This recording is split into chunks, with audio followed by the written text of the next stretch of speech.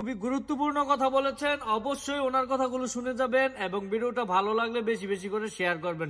ভাই আগে ওনার কথাগুলো শুনেন। মানুষের ঘরে ঘরে মহিলাদের পাঠাচ্ছেন, বিভ্রান্ত করছেন। আমার কথাটা খেয়াল করবেন।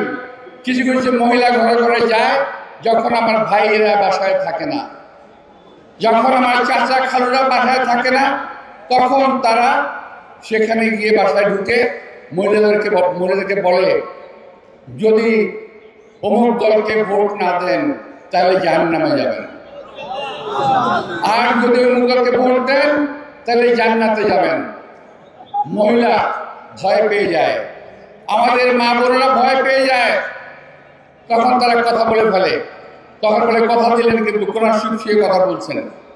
এইভাবে বিভ্রান্ত করছে, ধর্ম নিয়ে বিভিন্ন কথাবার্তা বলছে।